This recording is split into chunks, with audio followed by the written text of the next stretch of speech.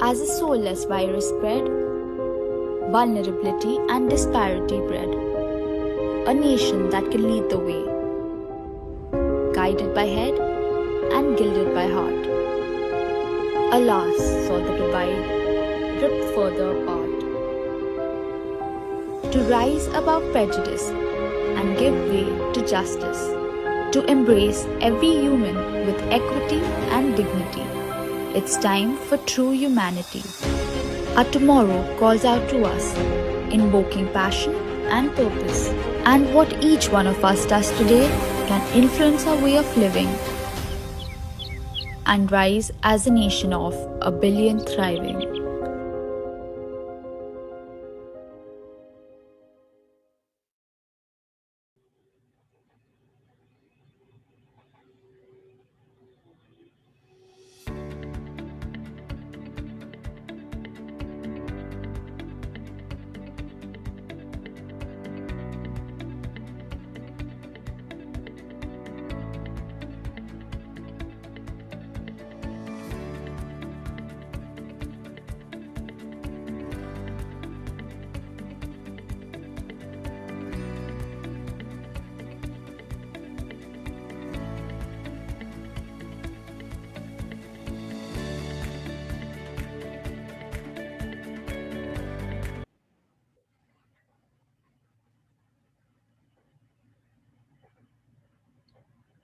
Good evening, everyone, and welcome to the 12th annual Dasra Philanthropy Week. Thank you so much for taking the time to join us today. This year's theme is A Billion Thriving, and it marks the beginning of a movement. It's time for us to look beyond just surviving, but also look at thriving. We have to look at enabling the most vulnerable among us to move beyond just surviving to also thriving, and that requires us to look at the work, embrace it with a lens of the Jedi: justice, equity, diversity, and inclusion. Last year was a very hard year for us, for our sector, and there's no more important time than now as we come out of that year to come together and have some of these most important conversations. My name is James Abraham, and I'm really excited to moderate today's session on workers' invisibility, ensuring dignity and equity for vulnerable workers in India. There are close to 270 million workers in India who are informally employed, and we've seen a lot of their challenges over the last year. Before we get started, let's hear directly from them. Can we play the video?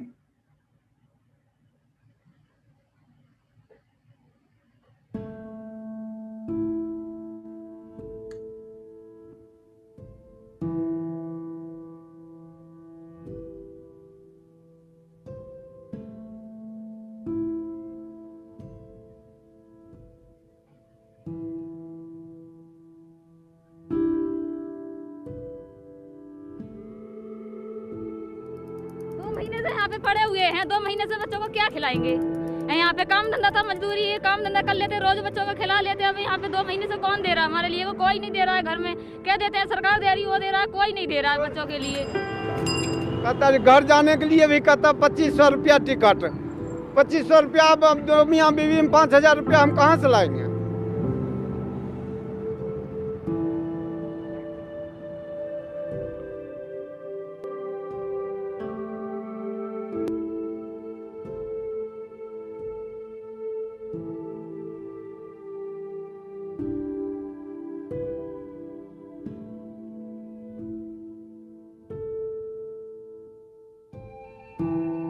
Company कुछ भी नहीं करेगा। मेरा 100% विश्वास है company कुछ भी नहीं करेगा मेरे लिए, क्योंकि कंपनी के चाहिए एक अच्छे वर्कर चाहिए जिसको सारी चाहती है। और हम लोग तो सर फ्रेशर हैं, फ्रेशर को कुछ भी करता नहीं, ज़्यादा से ज़्यादा हेल्प ही करेगा। वो भी बोलेगा रहो, धीरे धीरे तुम्हारा साल में 1000-1500 रुपया सर इंक्रीज करता है, उससे क्या होगा? औरतों को कम से कम खाली सिर्फ 4000 4500 मिलते हैं और आदमी को 8000 10,000 मिलते हैं।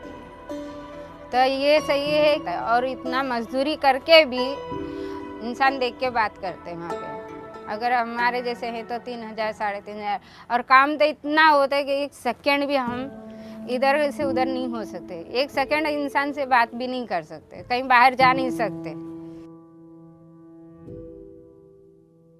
वो लोग हाथ खड़ा करें जिनके कंपनियों में सेफ्टी के उपकरण मिलते ही नहीं है।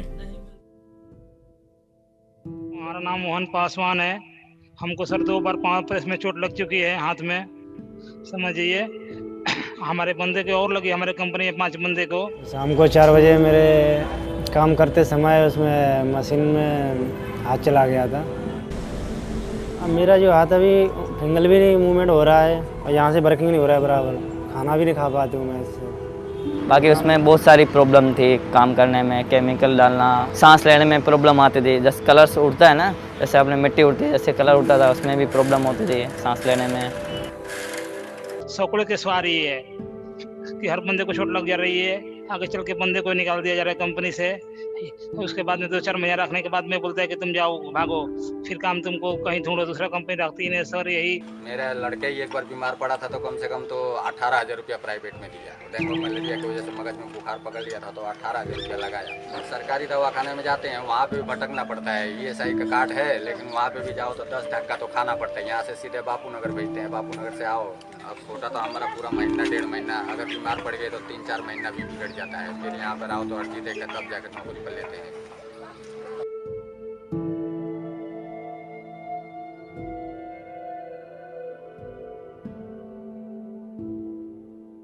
क्या क्या पुरावे हैं आपके पास? यहाँ गुजरात के कोई पुरावे हैं? गुजरात तो पूरा कहीं नहीं है।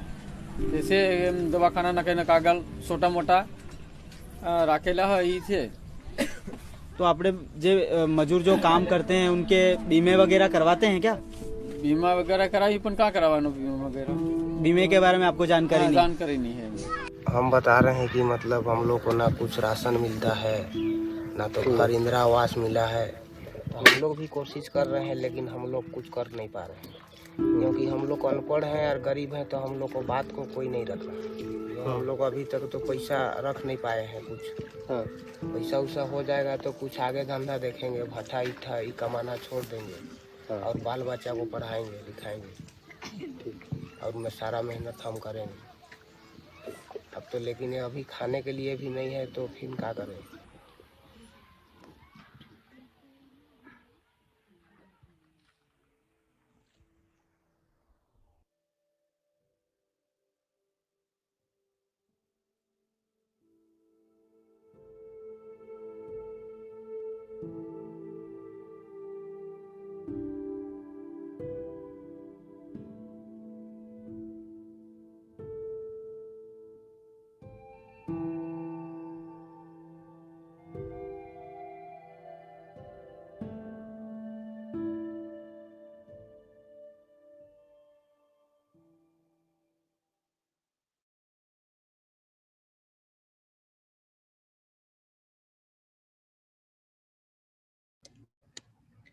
$270 million people who are taken advantage of by our economy and society, but when needed the most, they'd feel abandoned.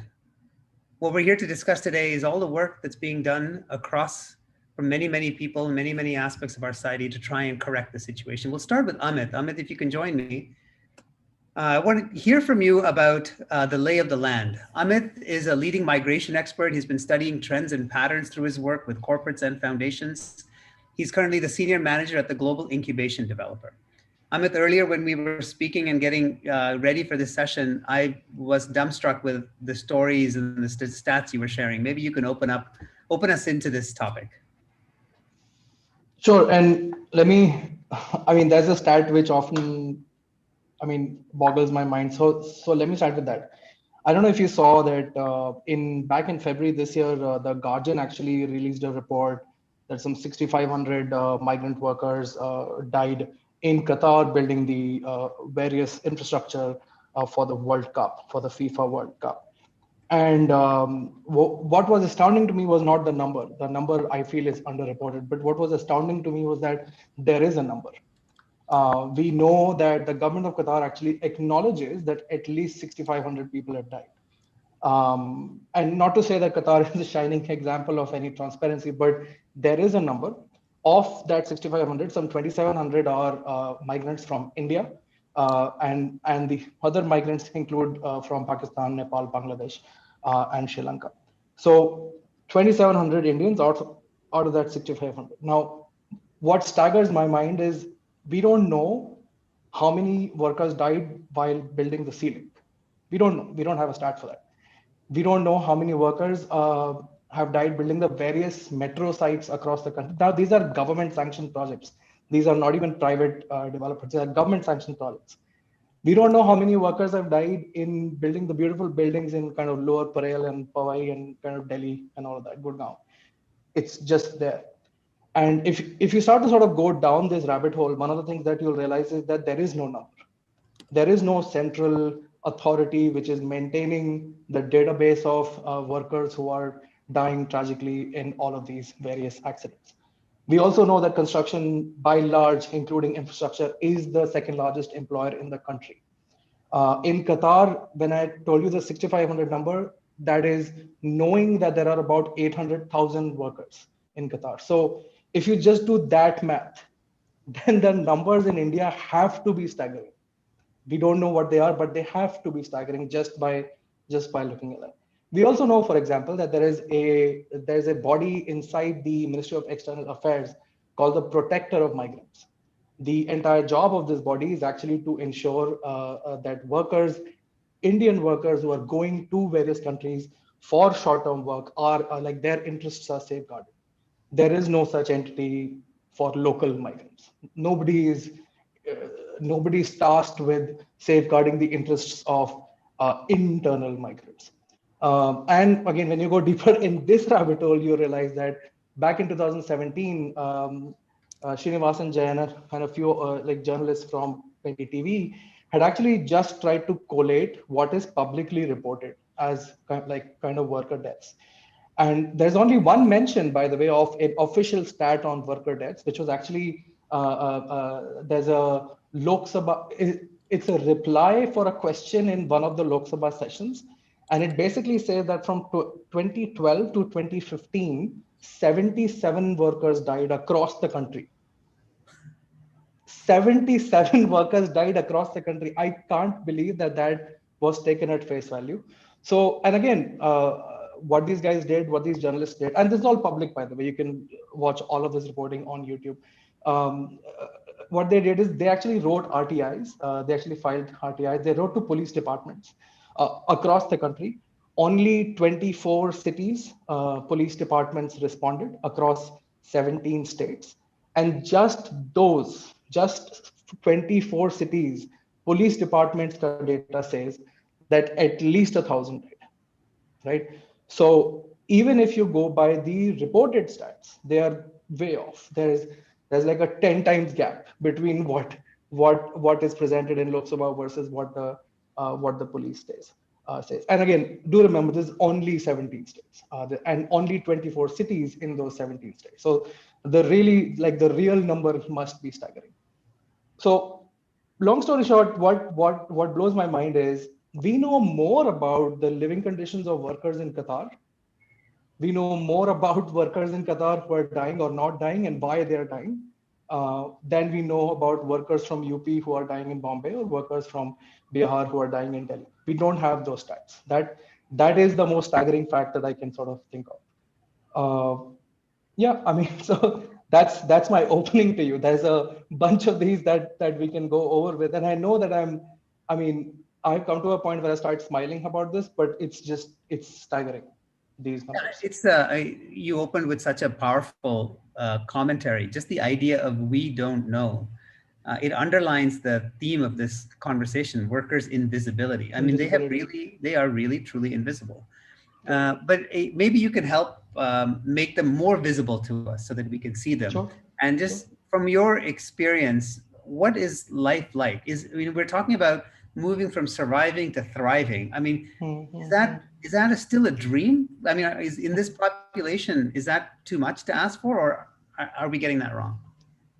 So let's understand one thing, that while some of us even on this call may think of ourselves as migrants. I mean, I'm from Delhi. I've moved to Bombay. I'm sure a bunch of us have moved around, right? So while we are also technically migrants in that sense, but we are not really, like, our lives are so far apart that it's hard to even come to terms with what it is. So let me give you an example. How you and I would find a job, right, is so different from how an informal migrant worker finds their job.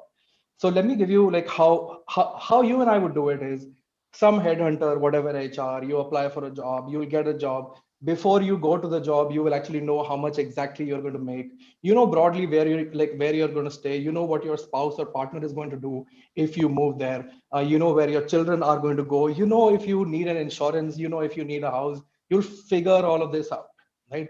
So you're in that sense, the risk that you're taking in this journey of taking this new job is zero. You figured everything out. It's like going on a holiday. I mean, just to sort of make this work, right? It's like going on a holiday and having your tickets booked, your hotel booked, your visa done, everything is done. So we have zero risk when we migrate for a job. Now let's sort of contrast it with like a typical construction worker, let's say migrating from Bundelkhand, which is half of UP, half of MP roughly, to Delhi, which is by some accounts the net second largest migration corridor, right? Most likely, and by most likely I mean certainly, right, the worker does not know how much he's going to get paid. Like that itself is the number one like point of risk here. You're migrating for a job without knowing how much you're going to get like paid. There's absolutely no paperwork, obviously. You don't know if your spouse is going to find a job. You don't know what is going to happen to your children. We know from primary research that about 70% migrants like in this corridor migrate with at least one dependent. So we know that there is a spouse migrating in 70% of the cases. We know that approximately the same number is folks who are migrating with at least two dependents, which means there are children migrating. But in this process, when this person reaches the job site is when the negotiation for that wage happens. Think about it. There is like really nothing you can do because you already paid money, you've already made this journey, you brought your family along in some cases, and now in front of a construction site is when your job gets determined, when your skills get determined, when your salary gets determined. And again, remember, all of this is without any paperwork. So if somebody says X rupees per day or X rupees per week, there is no option here. I do need to find a shelter for my wife, for my family, for myself. I need food for the night. I am most likely going to take this job, right? So that is a stark contrast from how you and I do this same piece. Let's think of accommodation, right? Let's just think of like basically what do you need when you migrate. You look at food, you look at housing, and maybe if you're migrating with family, you look at daycare, right? Imagine all three of these are now in the hands of your employer. Your employer decides how much he's going to pay you, whether he's going to provide childcare to you or not, the food you eat and the quantity of food you eat, and the quality of food, by the way, the accommodation that you're going to stay in. So whether you're going to stay in a room with 18 other men or whether you're going to stay in a room with just your family, that's completely up to the employer. In fact, it's even so tightly wound in some cases that even your time out, right, when you're allowed to exit a site and when you're allowed to enter back into your workplace, even that is controlled.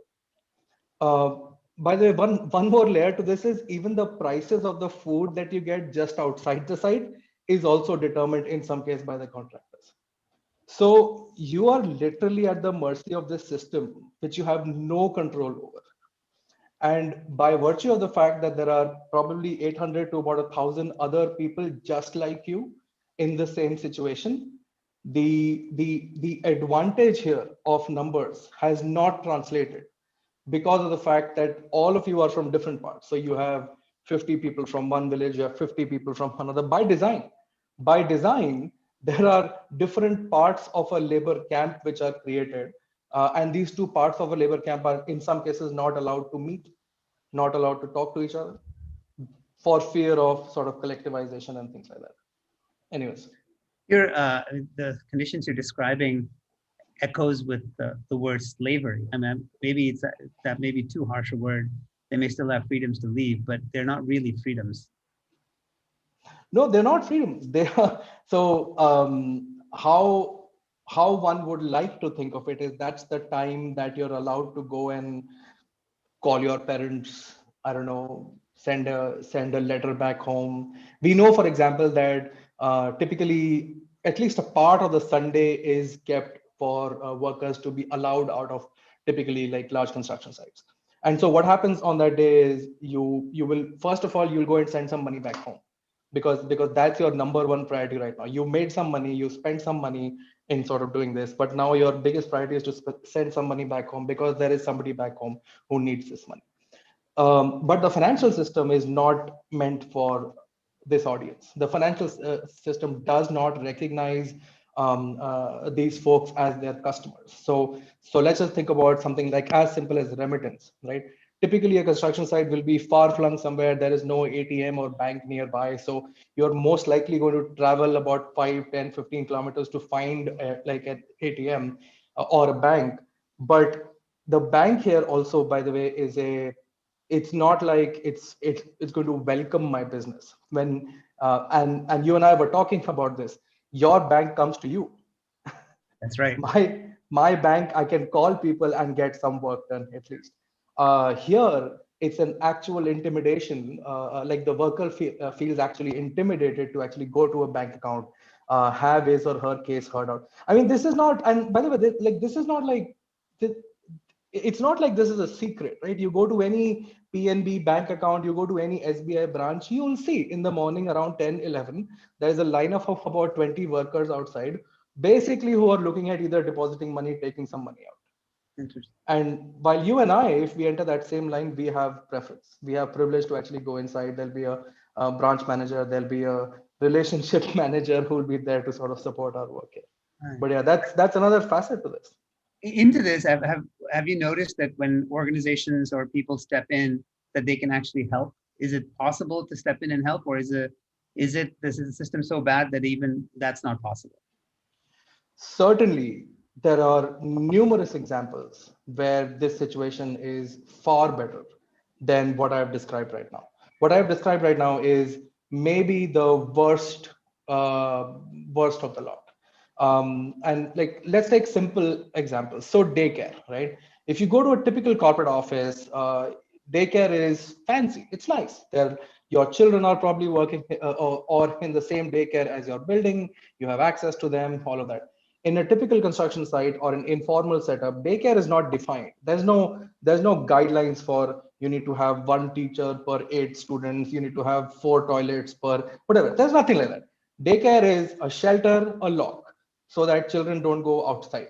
That's it. It's kind of like a cage to keep the children in, so that they don't injure themselves and pose as a liability for the construction site. We know of numerous examples where large construction companies, even small construction companies, have made deliberate efforts to actually outsource daycare to proper daycare providers. Mm-hmm. Construction company is not a daycare provider. They should not be providing daycare. They should find somebody who does this well. And there's lots of nonprofits who do great work on this and are able to actually convince developers to do this, including in Bombay, Delhi. So that's there. That's great. Amit, thank you very much for opening our eyes to all of this. But before I let you go, I know you mentioned there's a website that if you could just talk a little bit about that, where we can actually have more visibility to this. So I believe Dasra has set up something called Workers in Visibility. I went through the website a bit. I think there's a bunch of stats there. There's a lot of resources and a lot of organizations who are working on this. I think it's called workersinvisibility.com. Maybe one of the Dasra folk can actually write this out somewhere. Thanks so much, James. Amit, thank you. Great speaking with you. We're going to move to the partners who have been engaged with the workers, and to hear about their work, what they're seeing, where they see successes and where they see needs to try and scale gaps that we need to fill in. So can I invite Ashif Sheikh, Priya Nayak, Rajiv Khandalwal, and Somni Khanna to the floor so we can speak.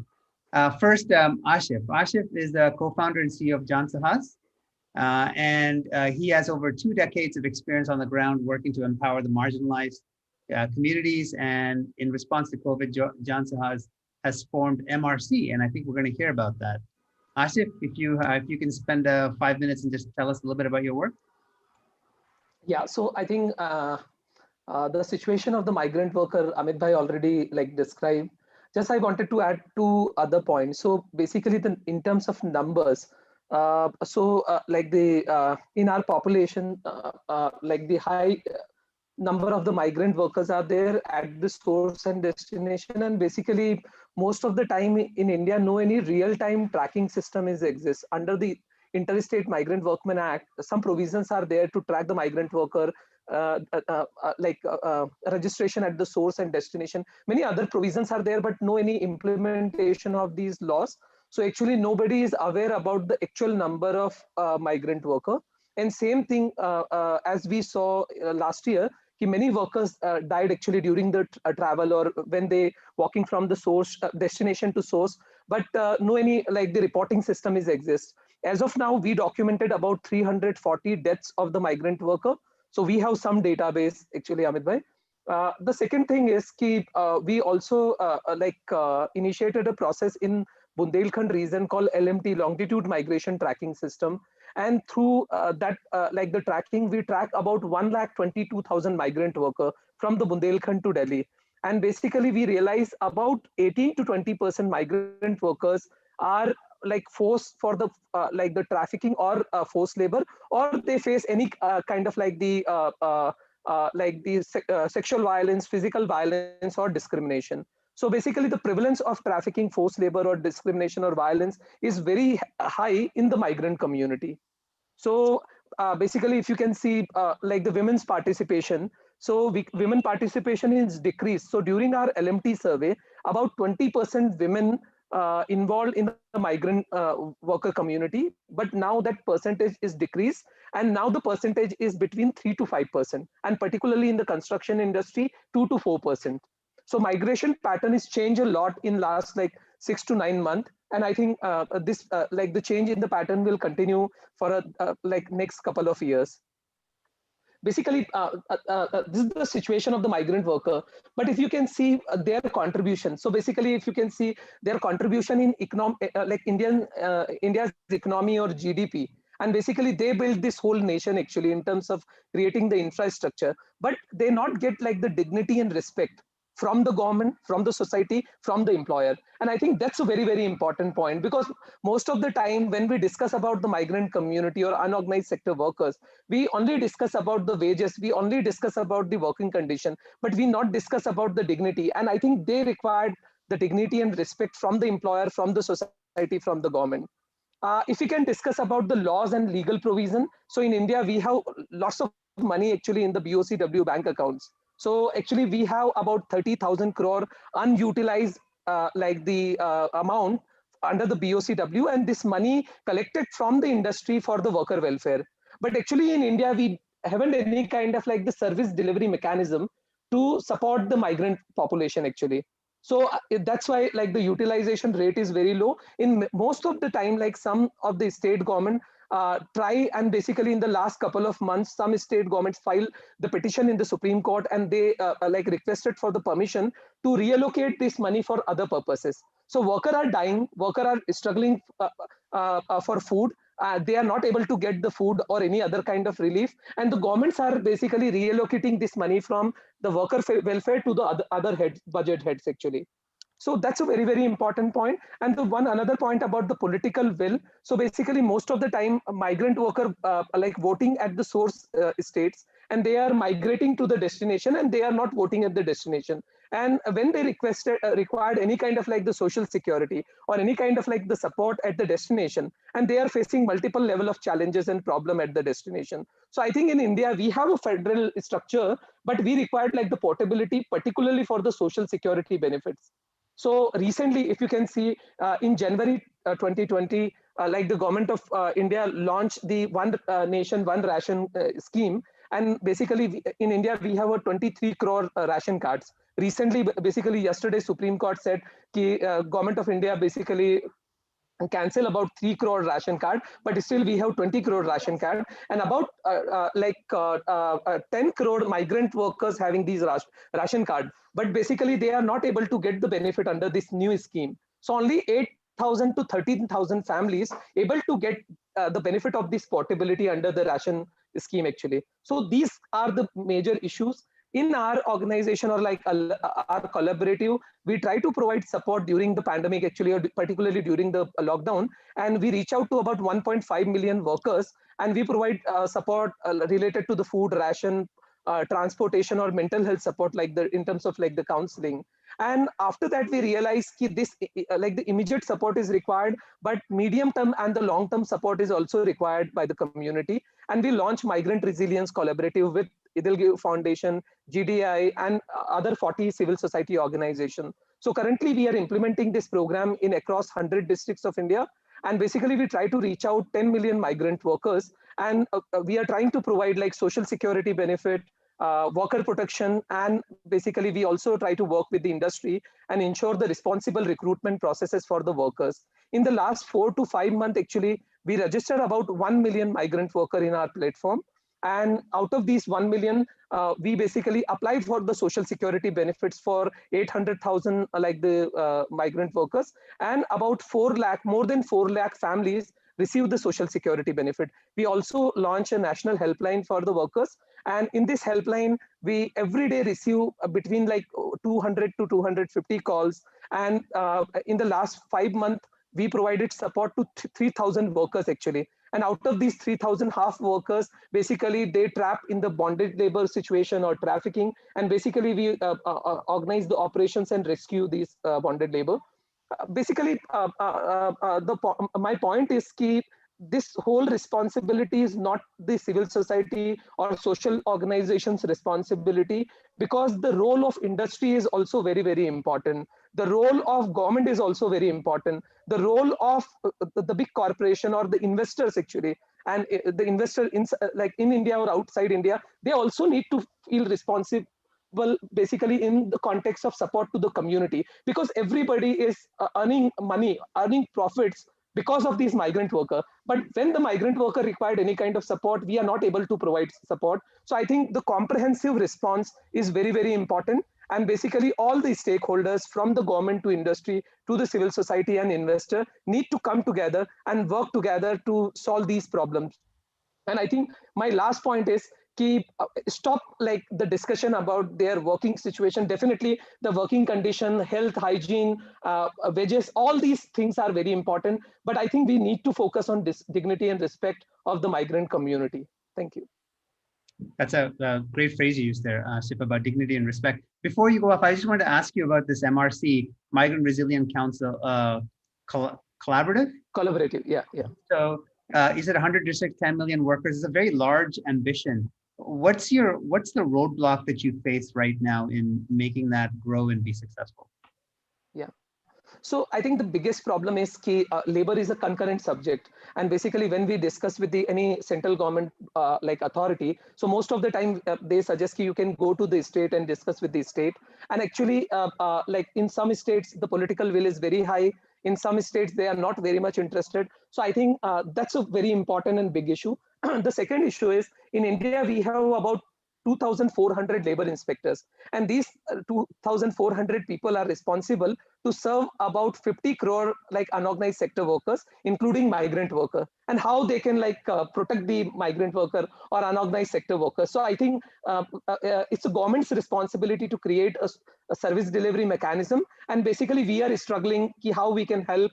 And basically in the most of the state, we are trying to work together. And the last point, we just started one initiative where basically we are like facilitating the like engagement between the two states, actually, the source and destination state. So recently, like the Chhattisgarh government come up with the plan, they want to like sign a MOU with the destination states, and basically they will pay all the expenses for the migrant worker, particularly for the delivery of the social securities. So lots of new things and innovative things are going on, but still the situation is very challenging. Great, thank you, Asif. I just want to remind everyone who's listening, you do have a chat box, and I see some conversation going on there. That's great. You're also welcome to post questions on there that I can weave into the conversation as we go. All right, I want to bring in Priya Nayak. Priya, I know that your video is not on, but hopefully we can hear you. Priya is the founder and CEO of Samhita Social Ventures. It's a social sector consulting firm, collaborates with companies, governments, social organizations to co-create and implement effective social impact initiatives. Priya, can you give us an overview of the collaborative you were involved with? Yeah, thank you, James. I'm going to just talk about a slightly different perspective, right? I think what Amit and Ashif Bhai have done extremely well is to talk about really what our migrant and informal workers went through. I'm going to tell a few more positive stories of the change that I have seen. So back in September, we set up two collaboratives. One is called Revive, which is what I'll talk about. The other one is called the India Protectors Alliance. Revive was meant to support 100,000 informal workers and micro entrepreneurs that were impacted by COVID to get back on their feet. The India Protectors Alliance was supposed to help 500,000 individuals and primarily frontline workers who really had sort of stepped up beyond the call of duty. Now, in the last 5 months, Revive has evolved into a very complex multi-partner initiative. And this is exactly because, like Amit and Ashif Bhai said, that the issues that we're trying to deal with are extremely complex. There is no single individual or entity that can really sort of address this.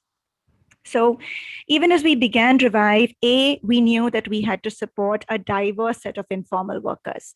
We're working with women micro entrepreneurs, sanitation workers, farmers, construction workers, micro contractors, retailers, the differently abled, which meant that our response needed to be quick.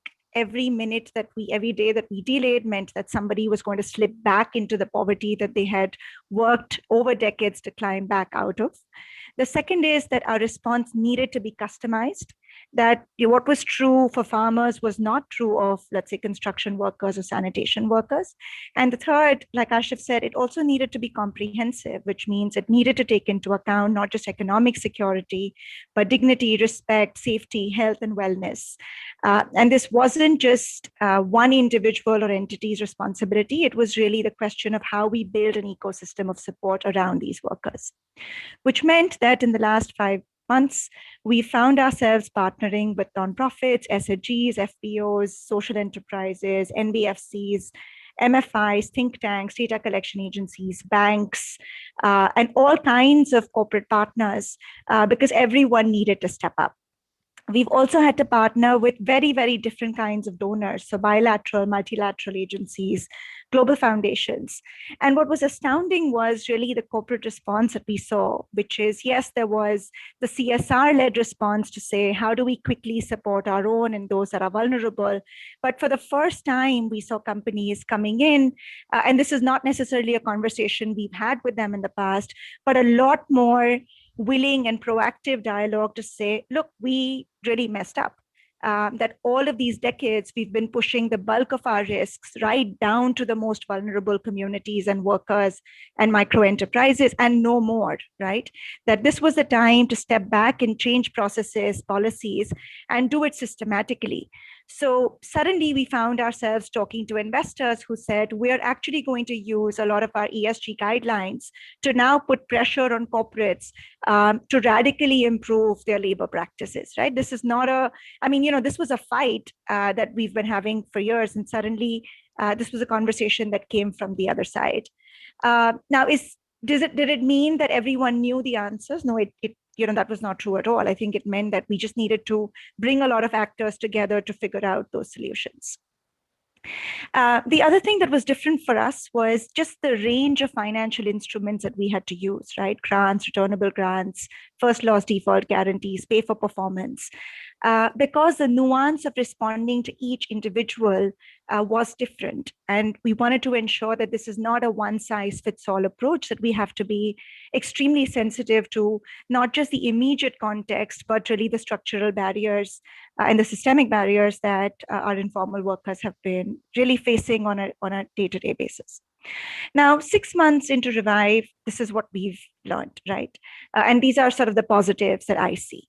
For the first time, it was remarkably easy to focus each one of our partners' attention to what mattered, which was the informal workers.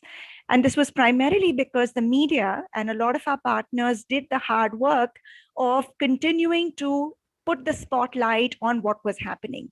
As the nonprofit, we never would have had the resources or the ability to create as much of, or to drive as much of attention as I thought that the media did. And they did an amazing job, right? It was relentless coverage, which was terrific. For the first time, we found that logos and egos did not matter. that all of our partners rallied around, and the only thing that mattered was how quickly could we respond and how comprehensive could that response be. Again, for the first time, we found each one being very cognizant of their strengths, their weaknesses. So we had funders, we had nonprofit partners, we had NBFCs who said, this is what we can do really, really well. Don't pay us. This is sort of our willingness to collaborate, right? And I mean, I have never seen partnerships move as fast and in as flexible a manner as we did in the last few months. For the first time, the conversation about ecosystem was no longer a nice to have. Everyone that we spoke to talked about the ecosystem approach, and it wasn't a blame game. It wasn't, companies pointing to the government and saying their fault, or somebody else pointing to, somebody else, right? It was sort of, I think, a realization to say, look, some of us really messed up and it's time to change, but this is the extent of what we can do, and really seeking support from someone else, which I thought was really quite remarkable. And then the last is really knowing that that this is not a momentary change or a momentary response, that collaboration is the only way to move forward if you want to address issues at scale. And so again, we were nervous because even as we responded to our informal workers, we were doing everything from providing access to affordable and readily available capital. We were upskilling them. We were trying to find more stable, safer, better employment.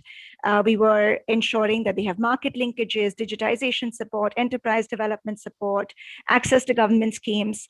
And in any normal year, we would have seen tremendous pushback from our funders or our partners to say, you're doing too much. And again, for the first time, doing too much was the only way to move forward, right? And so, I mean, if I were to, sort of even talk about what all of this has meant, is that in sort of late October, we released a lot of returnable grants, and we were nervous about this new instrument that we were using. And returnable grants is a very simple mechanism. It's a mechanism to give a grant to someone and expect that once they're able to recover, they pay the money back so it can go to somebody else and somebody else. And the reason we even came up with this sort of instrument is a lot of the people that we were supporting, which were informal workers, said, we don't want your charity, right? We are hardworking individuals, we have dignity, we have respect, we haven't really put our hand out and ever asked for support. We don't need, we're not here to ask for your charity. We've just gone through a crisis, and give us a helping hand, and once we come back, we'll be just fine. And what's been sort of tremendous is that in early March, we started seeing some of these repayments come back, and Gayatri is on this call. One of our first cohorts that we supported were beautypreneurs, and these are women who run tiny salons that are a part of the Godrej ecosystem. We were very nervous about what they were going through. We knew that the beauty industry would be very slow to recover. We also knew that these were women who had traditionally never taken loans. And I mean, there were a few things that really stood out. First, even as we spoke to those women, I remember we offered higher sums of money, and they said, don't give me that much, just give me what we need. Second, again, I think what was phenomenal is all of these women said, we want to read the contracts that we're signing, and we want to understand it in our language. And as we're seeing some of this repayment data come in, a lot of the women are actually paying back 2 installments, not 1, right? I mean, I think we've done, as a country or as a set of partners, a few things right, which is, I think because the response was comprehensive and holistic and really administered by partners who knew these communities extremely well, I think we're seeing a much faster bounce back than what we would have normally expected. We went in thinking that, particularly on the returnable grant, we would see maybe, anywhere between 25 to 30% defaults. Our early data is showing about 95 to 97% repayments, which is sort of truly remarkable, right? Having said that, I think I just want to end by saying that while just the energy and momentum has been phenomenal, that as we move forward, that we don't lose the focus on the workers, and that we really hold on to the trust, the empathy, the sense of urgency that all of us displayed. The second is that while all of us want to respond to the here and now, the immediate need, the crisis at hand, that we pay very close attention to the systemic barriers that our informal workers face and not really lose sight of that at all. And the third is that we also realize that the tide has shifted. This expectation that each of us will walk this journey alone is no longer true, right? And that collaboration is the only way forward. And I mean, you've seen this from just the sheer number of collaboratives that stepped up. We saw this from the number of NGO partners that were so willing to not just focus on the work that they do, but really go above and beyond their call of duty to partner very, very quickly and extensively with others.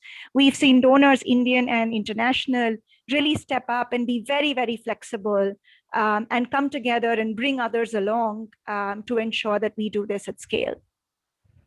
Wonderful, Priya. Thank you so much. I did have a question, which I'll come back to, about this need to keep the sense of urgency going. You painted an amazing picture of what's happened in the last year from as all of our eyes were opened. The question is, how do we keep that energy going? But I'll come back to that in a minute. I want to bring in Rajiv and Sonvi. Rajiv is the co-founder and executive director of Ajivika Bureau. Over the course of his 30 years, Rajiv has worked with migrant communities across Rajasthan, Gujarat, Maharashtra. Sonvi is the manager at Dasra and represents 2 decades of, you don't look that old, 2 decades of Dasra's experience in impacting India's underserved populations by developing partnerships between private sectors and nonprofits. Both Rajiv and Sonvi are representing the social compact. And it's a really interesting idea, picking up from Priya's point about collaborations and people coming to work together. And how do we, is that happening? Is that energy there? Are we continuing with it? Over to the two of you. Yeah, thank you, James. And yeah, you're right. It's not mine, it's Dasra's 2 decades that I represent the summary of, so to say.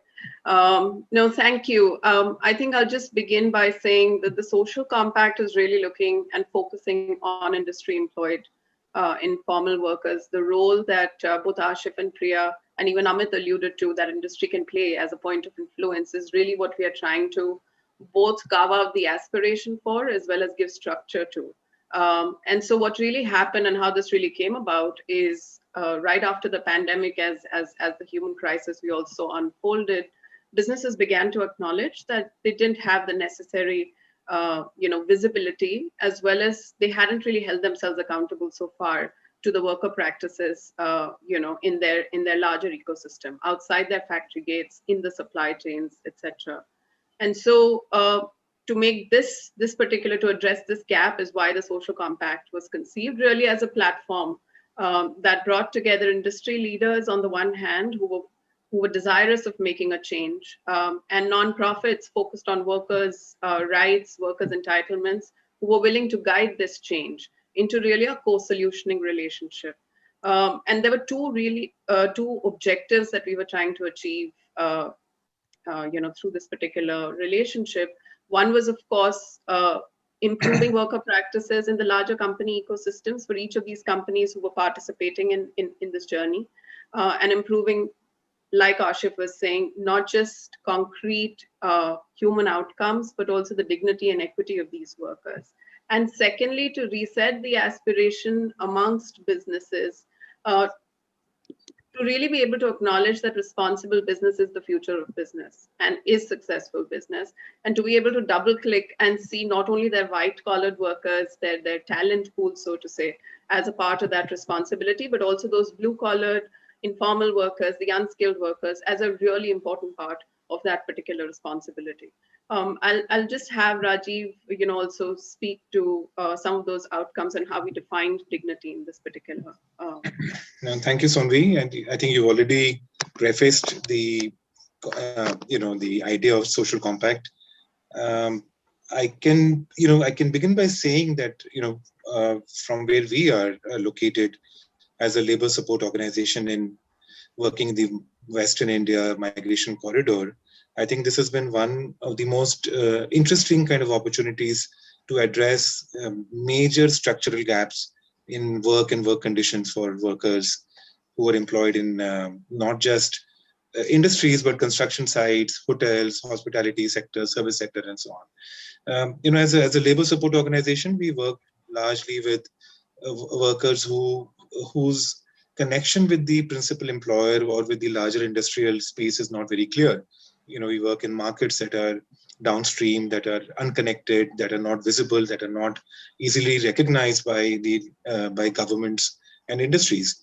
But what Social Compact has done is to invite us into these ecosystems of larger industries, and many of who are present on this platform today. You will hear from Farad himself, and I know Meher is also here representing Thermax, inviting us to do an honest kind of self-assessment of where do workers' practices stand within their own premises and outside of it.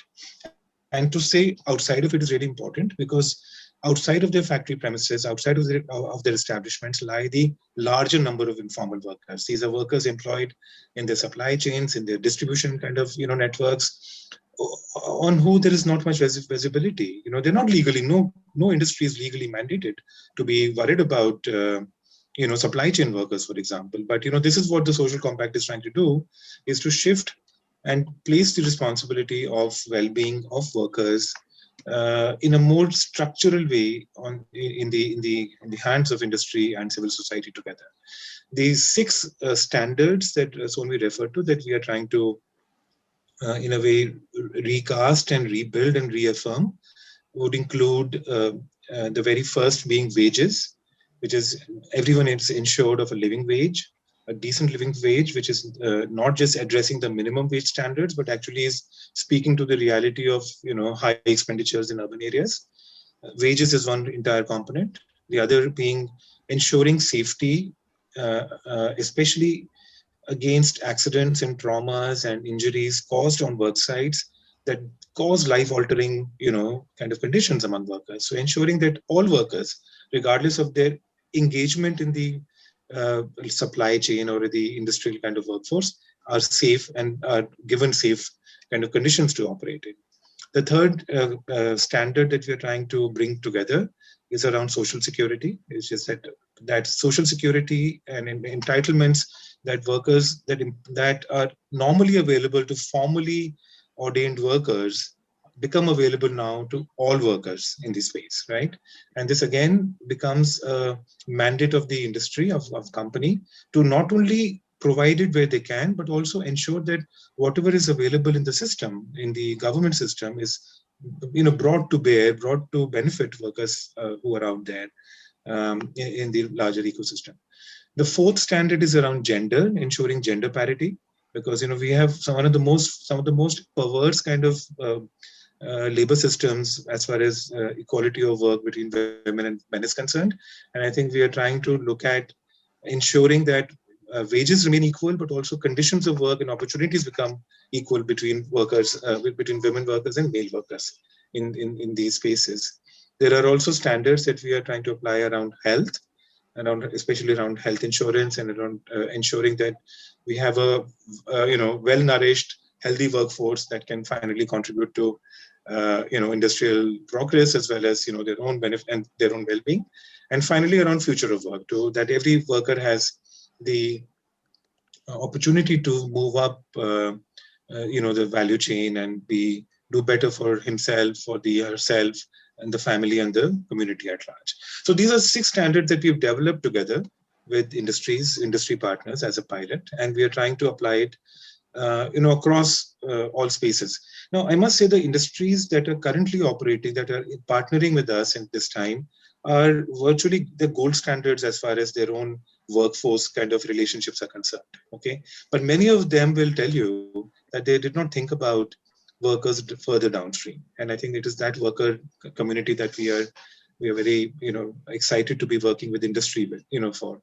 As I said, our work has been in a very different space so far. We've largely not partnered directly with big industry, and we've worked largely in very informal and registered MSME kind of spaces. And this is, I think, a chance to reconsider more amicably and perhaps more sustainably the whole relationship between capital and labor.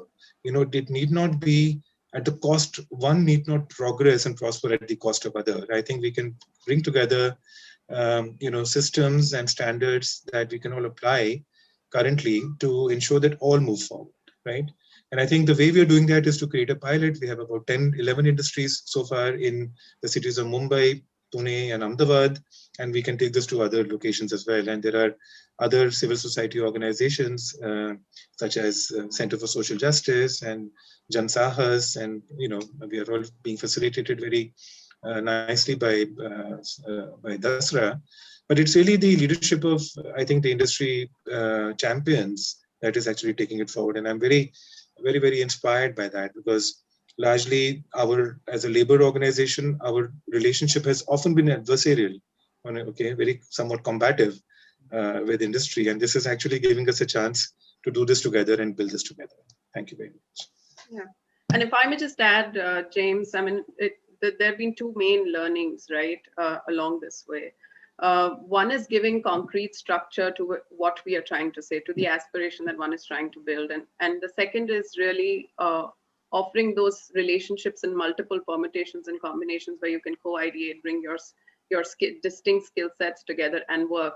And the way we're really seeing it pan out on the ground, we've converted these 6 outcomes, for informal workers into 30 concrete practices and solutions that we offer to companies. So not only are they able to map themselves and their sort of supply chain partners to these concrete practices, but are also, able to see how they can immediately start to act upon it.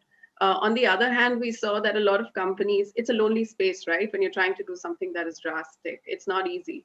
And so a lot of them really cherish the idea and have jumped into a collective working sort of system where they're solutioning together, learning from each other, and kind of creating a prototype, that they can use either in a shared services model, or just learn from each other and reduce the risk of what they are doing, because all of this is fairly new. So just wanted to share that that's something that is pretty unique, and something that we invite everybody here to kind of be a part of and join us in the discussion on. A couple of questions for you. I was struck by this concept of the honest self-assessment. Such a great phrase you used, Rajiv. What, in that assessment, did you find the companies were surprised, and how did they deal with the surprise? Yeah. Rajiv, I can come in and you can also. Sure. No, please go ahead. No, so it's interesting, James. We first had the headquarters, the principal employers, take the assessment and kind of tell us what is the level of transparency or knowledge they had on practices in their larger ecosystem. And the expectation at that level is definitely distinct from what Rajiv found on the ground when the field visits, etc. happened. But I'd let Rajiv speak to not only the gap, but I think the ahas that the companies felt when they saw the data. Rajiv? I think a lot of the companies that we are working with are coming from a space of great concern and not temporary kind of concern. They're coming from the space of doing something long-term and structural. So it is not just about being good on the CSR front, but actually doing something within the ecosystem. So wherever gaps have been pointed out, I think they've taken it very, very constructively. In fact, we've been asked very specifically, listen, don't tell us what is good, tell us what is bad and what is not visible to us, so that we can act upon it. And I think it is really to the leadership that it really rests on the leadership, to send the signal across its own workforce, across its own management kind of cadres, that we are interested in improving labor standards. And wherever that leadership has expressed it clearly and has articulated deep commitment to it, I think we've had a lot of turnarounds within companies to say that, we understand this and we never thought about it. Nobody's to blame here, but we didn't even think about it. And we can get to work on this together. But these are early days, James, and I think we can prove some solid kind of success in these 10, 11 companies, and we can take it to scale by using these examples. And all of these are, remarkably well-established, well-known names in the country. I think that's I want to tie this to something Priya mentioned about logos and egos don't matter. But as you think about getting, you mentioned this earlier, this is the gold standard of corporates you're working with, right? So, okay, they didn't know, but at least there's an ethic, and there's a phrase that people have used in the chat. This looks like more than just to-dos, but you need an ethic of wanting to do this. This has to become part of that norm, right? And this is the gold standard. But when you go beyond this into the larger corporates, logos and egos will matter. And, there's a phrase you just said that, we must, these first set of companies must become the standard bearers for others to come to, right? Do you see this happening? I mean, do you see that they're ready for the snowball effect to expand and scale? I think so. I mean, I'm very hopeful because of this. As I said, this has not been assigned only as an act of philanthropy or to CSR. I think it would have become marginal if it was only something like a good to do kind of activity. It's the leadership taking the mantle of change and monitoring it, which is driving it forward. And I think it is their voice that will matter in the larger business community. And we have some really powerful voices there. So I'm very hopeful, James.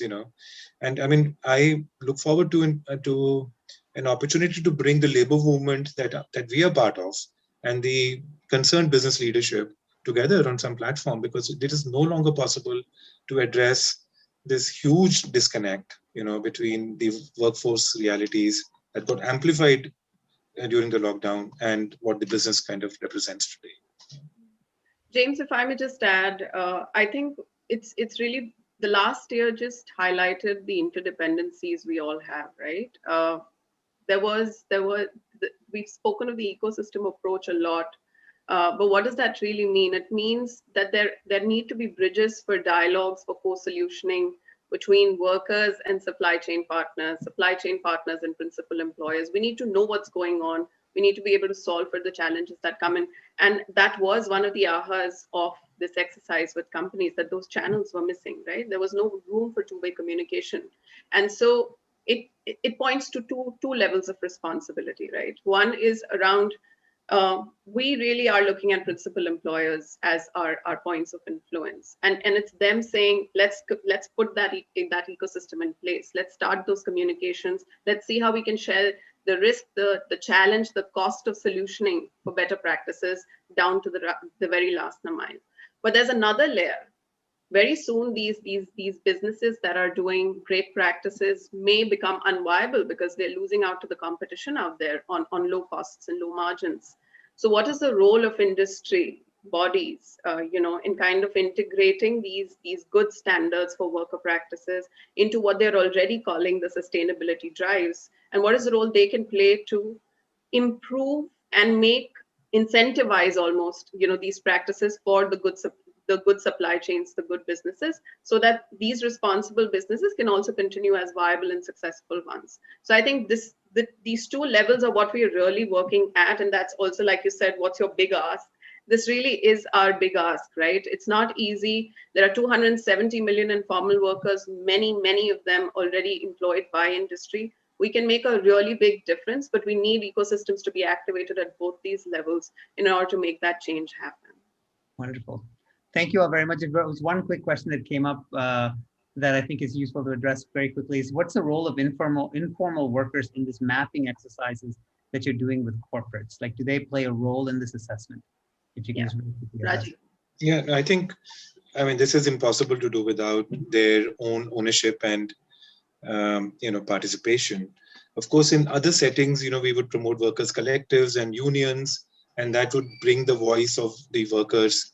But these spaces, are the kind of spaces we are talking about. Workers are not unionized, they're not collectivized, they're not represented, in a coherent way on platforms that can share kind of common spaces with industries. And in some ways, we are having to play that role to the extent that is possible by kind of organizations like ourselves. But it is the aspiration, and the standards themselves have been derived from what workers are seeking. They've not been derived from algorithms of that arising from other spaces. Okay, so this is the standards that I described are what decent work speaks to, right? And which is, I think, the ask of the labor movement, of our years of labor movement has asked for these, and it is just bringing it together at this point in time, and this very unique point in time in our history. Of course, James, as you know, a lot of European and North American kind of companies already do this stuff, right? I mean, they follow, they go bonkers over environment, human rights, child labor, this and that. This is not new vocabulary. It's just, the first time I think we are trying to do something within this country. It's not just about being globally relevant, but being, being indigenously, kind of, important and significant in our own labor markets. Yeah. Thank you. Maybe to that phrase, maybe it's to be ethically relevant. That's probably the right phrase of it. Thank you all very much. It's the two of you really bookended what Ashif started off with, which is that this is no longer a problem to be solved by any one organization, any one person, any one part, but it's a responsibility of everyone, and not just government and corporates, but everybody working together. Thank you all for that. For joining us, Ashif, Priya, Rajiv, and Sonvi. I'm going to bring in to hear some more of the field experience, Amitabh and Gagan. Amitabh Behar is the Chief Executive Officer of Oxfam, is a global civil society leader and authority on tackling some of the economic and gender inequality. And Gagan Sethi is the founder of Jan Vikas, a development support and training organization and the Center for Social Justice. He has more than 30 years of experience in organizational development. Amitabh, can we start with you to hear a little bit about the quality of quality is the wrong word, the stories in the field about what happens with these informal workers, especially in the supply chains. And we heard a little bit about that in the previous session. You'll have to come off mute, Amitabh. Yeah. Thank you, James, and thank you. This has been a fascinating panel, and what we just heard from Rajiv and Sonvi was absolutely fascinating. I must say, inspiring. So, I just have a few thoughts. Given the conversation, maybe just because you're asking about the flavor and actual reality from the field, I'll just take you to the Assam tea estates and talk about that, but then move on to some big picture comments. So in Assam, just to give you a sense, we have 10 lakh tea estate workers. And in addition, there are usually 6 to 7 lakhs, particularly in the plucking season. It's even way more than that of tea workers. Most of them, a significant number of them actually are Adivasis who've been there for a fairly long time. Let me just give you their wage, because that's been one of the big things that we've been working on. And they were getting only 167 rupees as daily wages. And this is the time when the NREG in Assam gives you around 280 to 300 rupees. The argument is that in addition to this 167 rupees, the estates provide them shelter, education, and health. But there are several studies which say that it is of extremely poor quality, it does not work, but that's been the argument. After decades of struggle, and this is because probably this is the election time, you heard that there's going to be an increase in the minimum wage, and the increase was just 50 rupees. It was announced probably a month ago, and just yesterday I was told that somebody's gone to the High Court, and there's a stay on even that 50 rupees increase. So that's the story. As if you really look at the tea estate workers, particularly say women, they do not have toilets. In terms of the tea estate workers, they do not have creche services, all the social security that we are talking of. So, the picture, this is one specific industry that we are all aware of. And I'm so glad that the conversations actually moved to looking at the entire supply chain and the distribution networks, because that's where a significant part of the story lies. But let me just go back and talk of some big picture stories. As in there's so many experts here, but we are talking of 270 million. But all the studies that I read have been largely saying that we are looking at 450 million people. So I think we need to, even just in terms of number, it's not a quibble. From 270 to 275, 450 is significantly higher. And I would want us as experts to come to at least, what's really the number. That's what I have read. That's what ILO says. I don't know why we are saying 270. So even in terms of the percentage, it is almost 90% of the workforce. I think these are critical numbers that we need to understand. Let me just flag one point. It's fantastic to talk of collaboration and the positive energies. But let me also just remind us that the absolutely harrowing, heart-wrenching pictures and stories that we saw post-COVID during the migrant crisis, that was also the time several of our state governments were actually doing away with labor rights, with a lot of labor laws. I think that the larger political context is something that we cannot forget. It is very critical. This conversation that we're doing, it's absolutely fantastic to hear these industry champions, gold standard. They're now taking it seriously. But the larger political narrative has actually not factored in the conversation of the informal sector workers. So I think we do need to have those conversations in terms of why during this time were we looking at state governments after state governments doing away with labor rights. Second, as it's been said, but I do think that data is extremely critical. It's good that the Ministry of Labor and Employment has now said that from 1st April, they'll start doing the data. But that's something that we have not looked at adequately. So let me just say a few more things, because a lot of things have been said, and I completely agree with pretty much most of the things. But I just wanted to, highlight, I must say that you're talking of surviving to thriving. That's the theme this year. And most of the conversations, we are not even reaching the minimum wage. Let's really look at that conversation. While I completely agree with Asif and I come to the dignity question, but wages are also critical.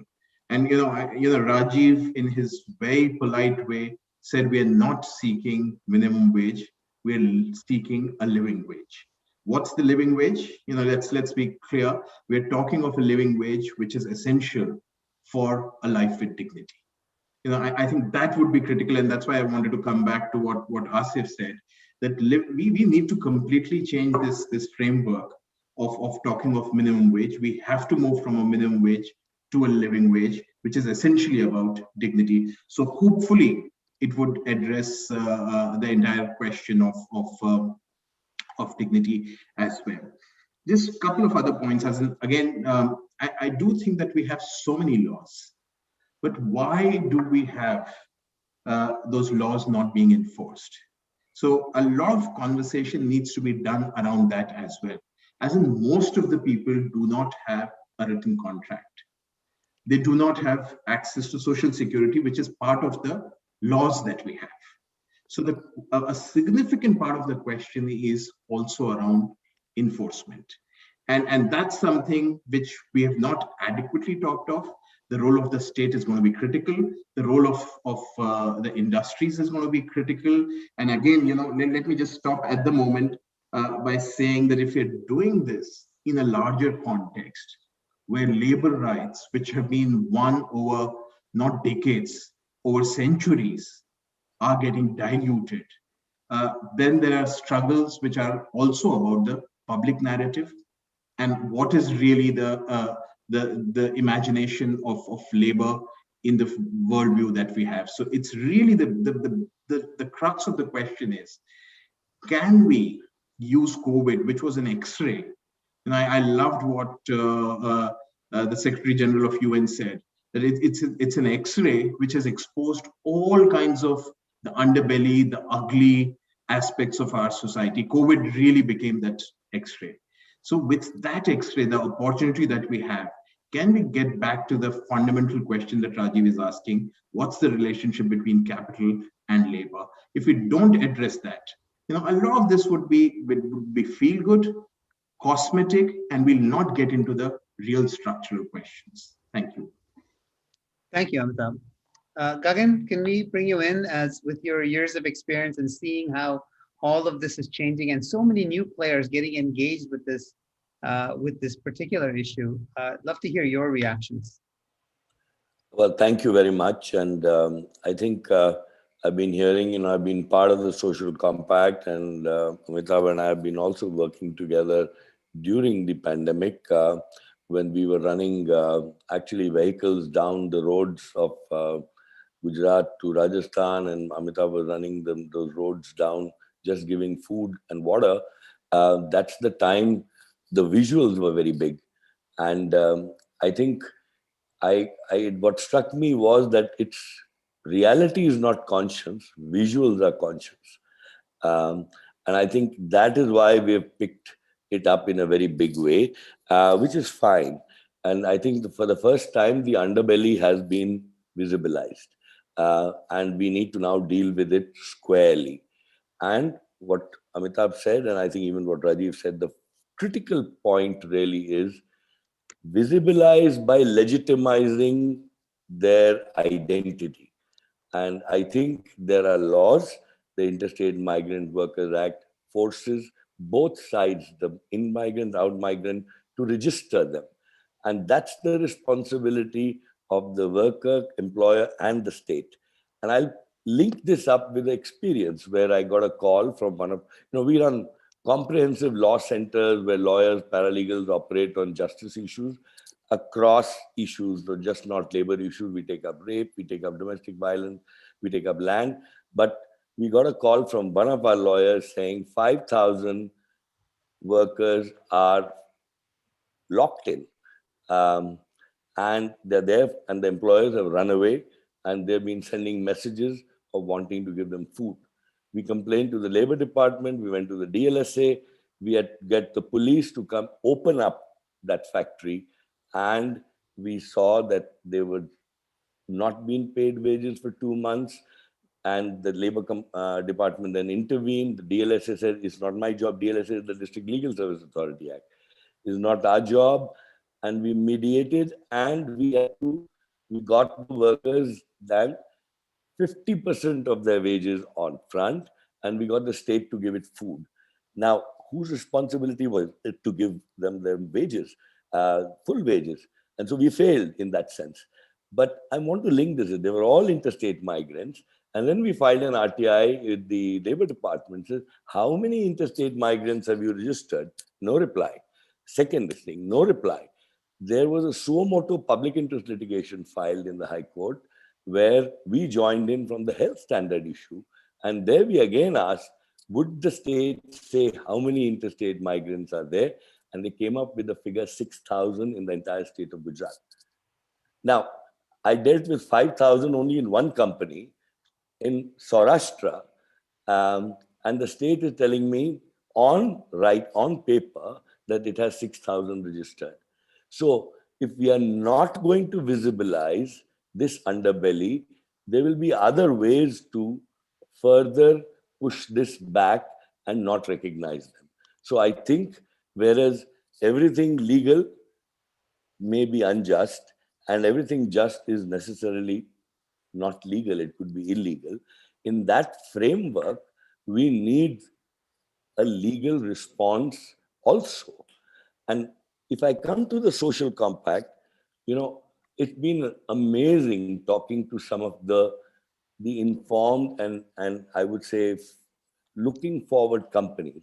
But if I say how, the metaphor it came to me was that my house is clear with minor aberrations here and there, but my compound, street, city, they're not my responsibility. And I think those who were ready to look as an industry that it's not just their house, but it's the entire value chain, and they have a role to play in it. And that's, I think, those 5, 10, 15 champions that we are working with, whether it's in Pune, whether it's in Ahmedabad, to say, can we create a circle of influence, but does not take away the fact that law will have to be used and enforced. And as Amitabh rightly said, when a state wants to sort of just believe in optics to the extent that it wants to cover worker colonies when a president from the US wants to come to the city so that it doesn't see the squalor, I think the issue is how do we legitimize, how do we visibilize, and then the next steps of building the ecosystem under the social compact where we can ensure dignity, yes, Asif says, but basic rights, which are whether with the social compact tries to build together. So for me, the social compact is the beginning of the circle of influence. Influence, it's setting your own house in order, but then using your influence because its influence will also cost money. Remember, most of these good companies pay, and in Gujarat, with the ones we visited, pay beyond minimum wages. But when it comes to their vendors and the next level and the next level, which is the whole value chain, there is slave trade, there is bonded labor. One sees and Surat, for those who know it, it's the pits. So I think it's about who will pay for this finally. Is it to become competitive? It's the only place where we will sort of cut is labor cost. Is that and then find ways to legitimize it, or we will have to find other ways? I think these are the bigger questions which we must ask while the social compact broadens. But there have been people like Anu Aga who were ready to move and say, CII Gujarat, I'm willing to come, let's talk about it. So I think there are voices with whom civil society would love to collaborate, but we will not give up our role to take to account, to call to account when needed and use the law, which to me I think is very important. But the last point, I think everybody is talking of the labor, but what about, we have never said from where are they coming? If you really look at the geographic area, they come from the least invested agriculture rain-fed states, which is Madhya Pradesh, Chhattisgarh, Bihar, and that middle, and Jharkhand. This is where out of those 270/450, and I think if I go to the data part, if you include the bricklane workers, will you include them? They are within the state migrants. So I think the numbers get fuzzy there, but whatever that, how much are we investing in rain-fed agriculture, in food security, or it's only when Punjab farmers do what they do, it comes in the limelight. But it's the most that those states are which are producing the migrant labor, and we need to be investing. Not, and the state has to invest in agriculture, in local, sustainable livelihood, even in those sectors. And I think that's the combination which I think we are looking for in sort of building a partnership to look at how we can sort it out without leaving the state and its accountability. You cannot let it go scot-free. Maybe the companies would feel shy away from taking that position. I fully understand. But as civil society, we will take them to account. And we would need data from the companies also to take them to account. Thank you. Thank you, Gagan and Amitabh. You've painted you brought the idea of collaboration, all of society working together down to the grassroots of what it will actually mean. There are areas of influence, as you said, that corporates have. There are areas of influence that civil society has. And by leveraging both of these, you can actually have a concerted effort. I did want to set one set of numbers. There's some data and statistics that people have been talking about. It's been on the chat. I just want to bring it to everybody's attention. The 270 million people that we talk about are the non-agrarian informal workers, which includes artisans. And the 450 that you mentioned includes everybody, including the agrarians. And I'd love to tell you that I know all of this off the top of my head. It's actually the Dasra team who's making me look great. So thank you very much. I'm here as a student learning all of this together with all of you. Amitabh, Gagan, thank you very much for joining us. And just as the stories that you mentioned, we're going to bring on the folks who are involved from the corporate sector in this space. Pradeep Bhargav, Farhad Forbes. We have Shirish Joshi and Gayatri Divesha. We're going to start with Pradeep, if I see him. There we are. Shirish is here. Yeah, I'm here, James. Great. Okay, good. Okay, I can see. Wonderful. Yeah. Yes.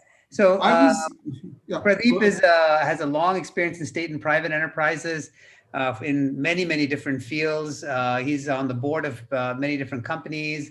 He's been the ex-president of the Maratha Chamber of Commerce and Industry and Agriculture, and an active member of CII, which is an organization that came up in the last conversation as well. And Pradeep, I want to start with you and talk about, you heard about the role of corporates playing a part in this, and how do you see that role, especially given the last year, and how do you see that role evolving? Okay, if I could, I was actually supposed to come later down in the batting order, but you've given me earlier, so I'm fine. Let me just start the thing. I'll answer your question after building the context and what we're doing and what does it mean, the role of corporate. The context is important because it influences the role. 3 bullet points in each of the 3 items, and I'll answer your question. What is the first one? Actually, we are talking about vulnerability section having lack of equity and dignity. Frankly, my 40 years of working with the corporates reveals to me that the investors and employers feel themselves vulnerable with respect to this pampered class called white collar workers, who they believe are important for their growth and the thing, and they pamper the hell out of them. They give them both equity and dignity. No complaints, statement of facts. This very category of investors and employers, take next category, the organized, unionized, blue collar workers who they tolerate because the laws are with them. They have a collective powers to influence and they need them for sustainability. So they give them equity, but not dignity. The third category is the one which we are talking about. And I want to make a distinction, need not be migrant. Anybody who's a non-permanent workforce goes through this. Urban poverty is as bad as rural poverty. Urban pains are as much as things. So let's look at this category of non-permanent workforce, which seems vulnerable to these investors and employers because A, supply demand is not in their favor because there's more supply than demand. These guys are novice. The laws haven't been supportive, so they get neither equity and dignity. This is the context I want us to understand. The second part, I think we need to see the redeeming feature is the laws are coming around. And this really will influence the answer to your question, how's the corporate growth? Laws are coming around. The new laws acknowledge the presence of this category. They even acknowledge gig workers, they acknowledge migrant workers, they acknowledge informal workers as part of the responsibility of the principal employer. So for once, they have been at least brought in the ambit of law. Thank God there is going to be some level of thing, and that's going to influence the corporate conduct, to your question. The third part, I think, which is really difficult of this whole context of role of corporate thing, corporates are now acknowledging or should acknowledge, because corporates needs a business case for every damn thing. We guys are too business oriented. Yes, compliance is important, dignity is important, equity is important, joy is important, pride is important, feel good is important, but I want to know the payback. Now, the payback that these corporates need to be told and which will influence the behavior is, if you treat these people well, they're going to stick with you. They're going to be trained with you. You will have their availability assured. You will have a loyalty from them. Guys, look after them. That's a package. Secondly, if you take care of this unorganized set of workforce, look after them, your vulnerability with organized trade union workers who are ready to go on strike, as our bankers staff did 3 days back, collective things without looking, the vulnerability of corporates will go down. So these are the reasons why some of the corporates may want to behave differently. I think we've had, so that's the context. I'll come to the thing. So if there's a business case, if there's a law is coming around to making it visible, corporates will come around. But I don't want to generalize because I want to build on what Sonvi and Rajiv had talked about or what we did in this collective agenda, James. There was a whole lot of categorization. My direct employee, I will take care. My contract employee, who I have they were in between. I acknowledge them because they were in my factory, but they were not on my payroll, so I behaved differently with them. And there is the invisible section, which is a supply chain, which has not been there. So our compact agenda, social compact, is first make corporate sensitive to their contract employees, because direct employees they're doing, and take it to the next level. What would be the challenges, James, in doing this? Sonvi mentioned that a lot of corporates, and she was very generous, she says the visibility wasn't there. That there are people suffering. pandemic brought it out. Actually speaking, we pretended that problems didn't exist. I worked for 40 years. I'm aware of what was happening to the contract workers. I was aware of non-time temporary workers, and this is something. So visibility, yes, we have shown a mirror. Accountability was not there, is the perception of this, because we chose not to be accountable. We chose that this is not my responsibility. Somebody who's not on my payroll. Certainly looking after the supplier was not there.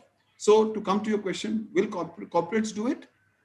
Friends, I don't want you to generalize. The companies that we are working with are not just gold-plated, they're platinum-coated companies.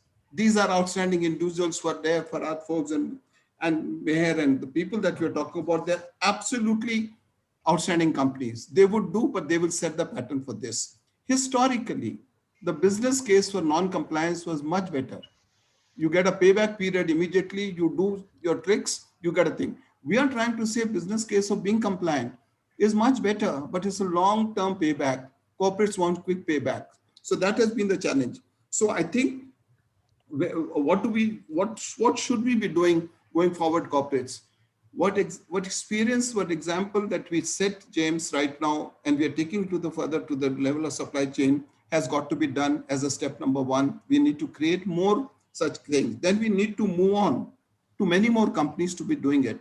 Now, is this something where you can persuade everybody it's a nice thing to do? Why don't you do it? I don't think it works with corporates like this.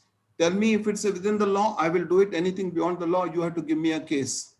They don't use the word business case. They want to use the word which is exactly what you're going to prove, that it is sustainable. It is going to give you a better response. It'll give you assured manpower. We need to do it through supply chain. Why supply chain? Because large corporates can do so much. Supply chain, remember always, a person will listen to a customer, not to an inspector. So if a customer says this, it works. It works with the channel partners also. And this is precisely what we want to do, get these best practices across with a large number of suppliers. And the next level will be things, but there will be conversions. Believe me, there will be conversions in the next round. You got a very, very good cases to start with. We're going to go through these pangs where a lot of people will say, TKR, equity, dignity, TK, but what is my arithmetic? So I think it's a mindset which has been an issue. Incidentally, the cost of paying for this equity and dignity is very low. We just pretend, we just have a mindset, farak nahi padta, doesn't matter.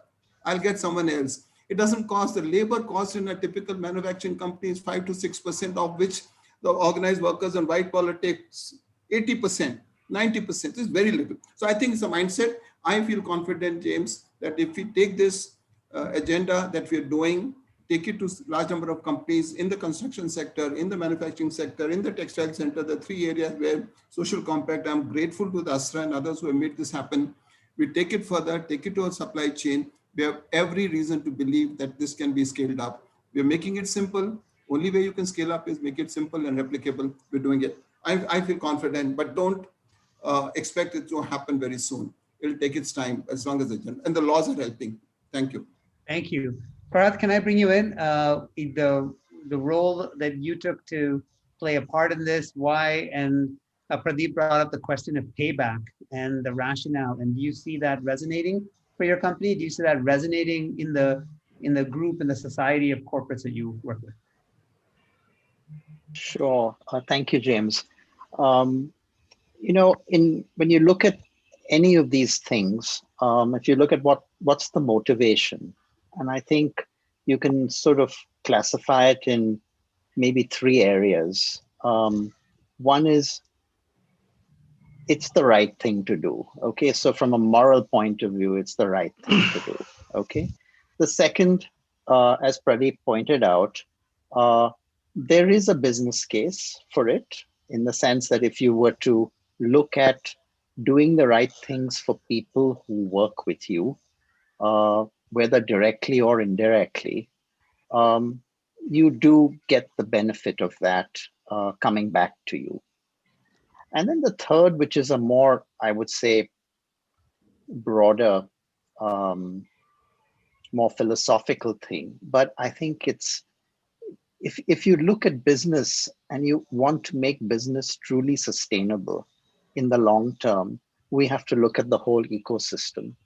And you cannot have an ecosystem which is sustainable if you have the disparities which we've seen in the course of this past year very visibly. It's existed, but it's been very visibly brought to attention, and which we also saw in that very effective introductory video. If you look at our companies, I think we have a three-class society in our organizations. You have your own employees and what you do for them.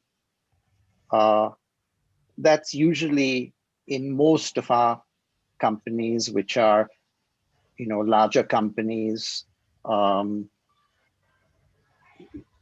think you do a reasonably decent job in making sure that you follow not only legal standards, but you go over and beyond as far as meeting the requirements to make people comfortable, make people be, happy employees, and we all see the benefit of that, and I think it's quite clear that it happens. Then there's the second level, and again, Pradeep referred to this, which is your direct contract employees. Perhaps we do a less good job there, and by and large, I think there is a two-class society there as well, where there is a distinction between what benefits, how your contract employees are paid. There's a distinct difference in many organizations. And some years ago, we tried to work on this. In fact, Pradeep took the lead and took the initiative, and we had a few of our pilot companies in CII Western region, which sort of took this initiative up and said, we will follow a certain code of conduct for contract employees, non-permanent employees in our workforce. And we sort of said we would have certain standards which we would follow in terms of levels of salary in relationship to what a permanent employee would get, what kind of benefits would be payable. And I think in our organization, we have tried to make sure that there is complete parity. So I think as far as direct contract employees are concerned, I think we do a halfway decent job, but still a decent job. But then there's that third lot, and that third lot really is what Rajiv referred to in his introductory comments, which are the people who are employed by our vendors. I think we as an organization have always believed in the importance of CSR. Even before CSR became a kind of fashionable word, and before it was sort of mandated by the government in terms of what needed to be done. We've had comparable standards for our direct contract employees, our direct contract members. But if you ask me the question very honestly, if I were to answer, how is it so for those who are employed by our vendors, and especially those who are out of sight? And I can't give you that answer. And I think it's the pandemic really which brought that to light very visibly. I guess the way that happened, I mean, when we went into the lockdown, I think India had the most severe lockdown almost anywhere in the world, where all business really came to a standstill. And it really brought home the fact to us, even in our organizations, where you were suddenly threatened for the very first time when you could not invoice, you could not ship anything. And we said, wow, if this were to go on for any length of time, what happens to the revenue stream? How long can we sustain with this. And obviously, many of us could sustain it because you have the luxury of having adequate cushions, financial cushions, cash reserves to sustain yourself. But then you see the images of the migrant workers. And we were also thinking that, well, what happens to all our direct vendors, the vendors who are working with us, meaning your security staff, your housekeeping staff, your canteen staff. Suddenly the factories are closed. They're not able to come to work. So what do we do there? Now we could take care of that. We could ensure that we paid our security staff. We could pay our contract housekeeping staff, all of them. And we also could make sure that they in turn paid their employees. So we made sure we could do that. But this is a drop in the ocean. This is a tiny, tiny drop in the ocean. And it brought home very clearly that for this problem to be sort of addressed, we needed to think bigger. We needed to think about in a much more, I would say, impactful manner. And I think we were fortunate to have a session which Dasra organized on migrant labor, where I think Rajiv, you spoke at that, on the plight of people, And I think it was after that we sort of decided to come together with the whole idea of the social compact. It was a collective thought which came forward with Dasra, with some of the social organizations which are here today on this panel. And we said, what is it that we can do which would be firstly impactful? So choosing the right initiatives, the initiatives which can make a difference, where you get the highest benefit to effort return. And what's come out of that, there are a few things which have come out of that, which were also mentioned by Sonvi. Decent work conditions, health and basic living conditions, and then third, some form of insurance. And this is something which we've been discussing with Rajiv as well, some form of health insurance and some form of limited unemployment insurance. This is something which, if we can come up with something there where a small amount of, premium across many, many, many members, many, many employees could possibly work, where if you had an insurance which would take care of people for, say, 3 months of wages, we possibly may not have seen the kind of migrations and the terrible conditions that we saw, the images which we saw last April and May.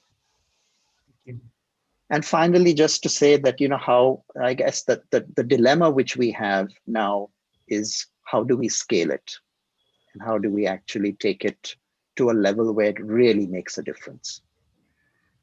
Thank you, Fran. Gayatri, can I bring you in? Gayatri is the head of CSR at Godrej Industries, and she drives the group's sustainability agenda. Gayatri, I want to talk, if you could speak about, as we are talking about corporates getting actively engaged, we heard earlier that when we look also at women in this sector, we have to have a different lens about this and have a more holistic lens. Could you speak about that and how corporates should be thinking about this? Yeah, sure. Thanks, James. Yeah, I think that, safe to say that the gender pay gap does exist, and it's even more accentuated when you look at the informal sector workers in industries like construction. often we find women are literally lifting the heaviest load physically. So they have typically on a construction site the most unskilled roles. On a construction site where you find women, you don't always find women on construction sites. And when you do, it's the most unskilled roles, normally backbreaking work of lifting debris and waste and so on. They are not paid at par with men. And there are very few opportunities for them to upskill themselves and take on more skilled or semi-skilled work. I think that's one part of it. I think what is more of much larger concern also is the question of women's safety. These environments are not necessarily safe environments for women. There are concerns around sexual and physical violence towards women, and therefore companies and industry really need to think about what sort of mechanisms and structures do we have in place that will protect women from such acts of violence. What do we do should it occur, and so on. Similarly, there are massive health concerns, and we saw this. I think it was a big wake-up call, for a lot of our colleagues whom we worked with through the pandemic when we were providing food at sites. There were sites where there were women, and equally you have to provide women's health solutions to them during this time, right? Periods don't stop for pandemics or anything else. So these are some really big concerns that that ultimately companies and employers need to take on and address head on. The solution is not having women on construction sites or working. The solution is creating an enabling environment that will allow us and be safe and protected and have their health concerns addressed. Thank you, Gayatri. Shirish, I want to bring you in to pick up on the question that Farhad ended with. And when we think about what Gayatri just said about the scope of the issues, one is, of course, visibility, but now we're starting to see, gender at this level becomes a whole new area. How are corporates, given your experience as a consultant working with many corporates, how are corporates engaging with you? Do you feel that the payback question Pradeep asked at the beginning is something that will resonate and we can see scaling up? Okay, having traversed both the world of the civil society and management, I think I will leave the job of raising important questions to civil society and getting back into the role of the art of the possible, so to say, as a manager, right? What I find in the Pune collective that we are working on a very small scale. See, any business, if you look at it, of course, there are exceptions like maybe Farhad and other people who will do something because it's the right thing to do. But a large chunk would not be coming under that category. So first of all, we should acknowledge that the new labor laws are going to make many invisible workers visible. Many contractor workers will become temporary workers or permanent workers. So they will automatically come under the fold of visibility. That's one. Secondly, the law has recognized many more informal worker groups like gig workers and so on and so forth. So the spotlight also will go on to them, and they will come within the gamut of some action, right? That's the positive development on the legal side. Now, what we are trying to do is, can we create replicable processes? Because one thing is to say that this is a law, but if I am a small vendor, how can these processes become replicable, easy to implement, something which requires least effort and so on and so forth? So I think the real contribution of companies like Forbes or Thermix, etc., is going to help themselves and help vendors create processes, right? So that's the second thing. The third thing is that for a business, he or the businessman responds to 3 or 4 people or sets of people. One is so-called law, but we all know the legal authority in India are very scarcely staffed, and it's also easy to manage them, right? The second group is workers and their unions, and with this people becoming temporary workers, etc., instead of contract workers, the possibility of unions coming into the play will increase and not decrease. The third thing is that the businessman is responsive to his customers and to his principals. So if you look at the major corporate companies, they are the business system anchors. So on one hand, they are the major customers of their vendors, and they are the major principals for their front-end partners. So if these companies decide that I want certain things to be done, and now these certain things, I am saying, need not be esoteric or exotic. I'm saying if we all of us resolve that we'll implement new labor laws with the rules, both in letter and spirit, we'll do it well and we'll do it on scale. If this is done, I think it will be close to revolution, right?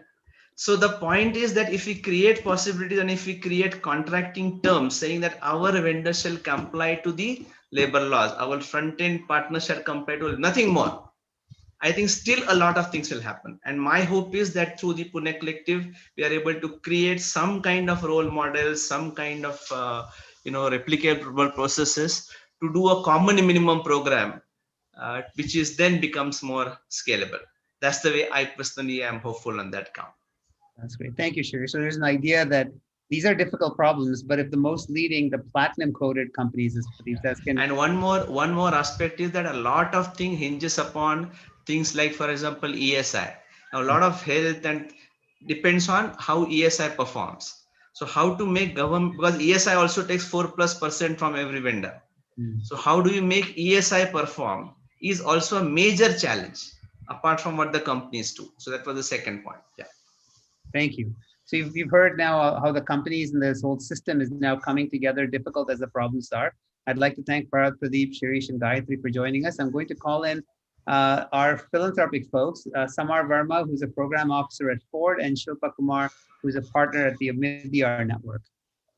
Both of them, you've been listening to how this system is forming, and I'd love to hear from both of you about the role of philanthropy in this. It feels like, for the first time, the situation is almost ripe for success, and there seems to be a role, to get philanthropy actively engaged with this network.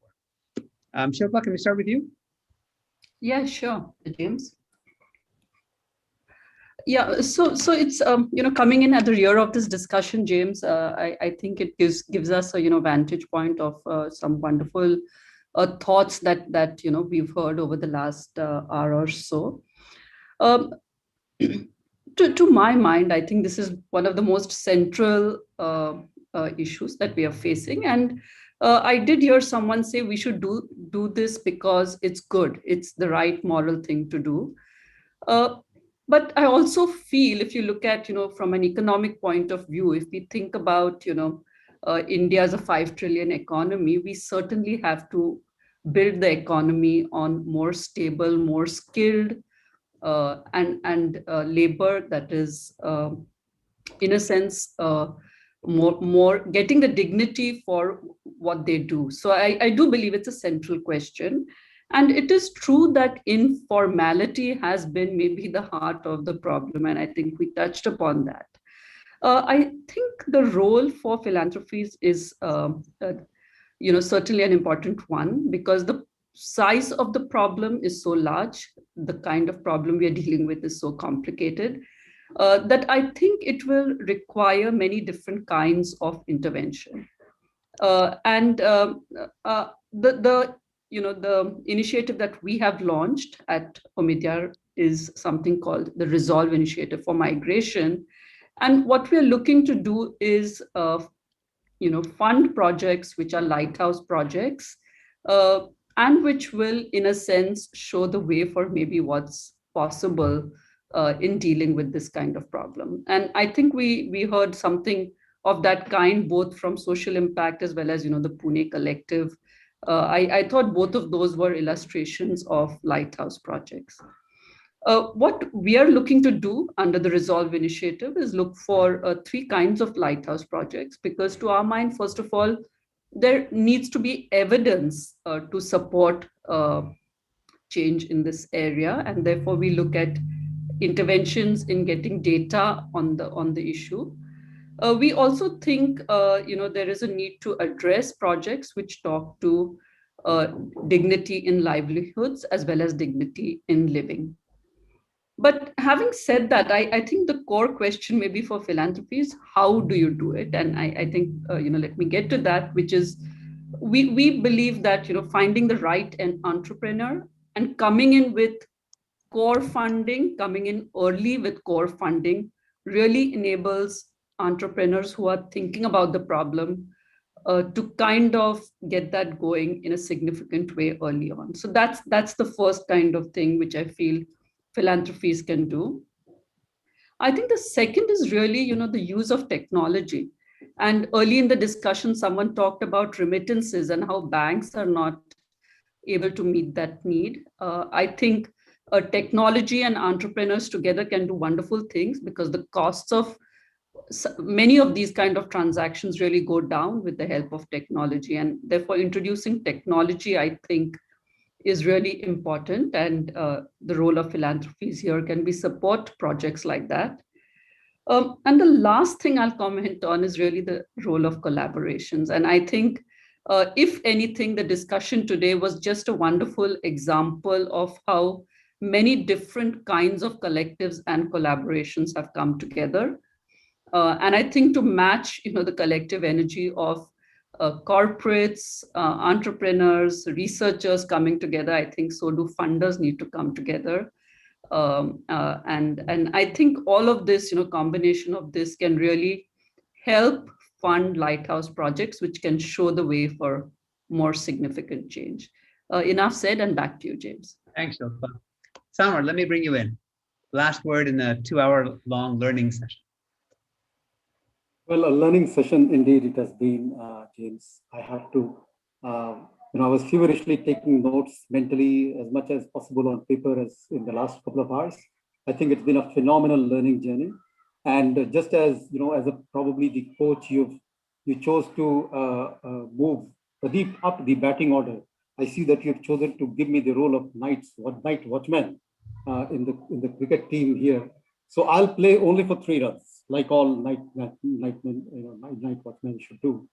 And the first of the 3 runs is to say that, while we are talking of collaboratives, with the social compact, revive, all of the collectives that we're talking about. And, in this context, I will also talk about some of the roles that not only we intend playing, but, we feel blessed to have played.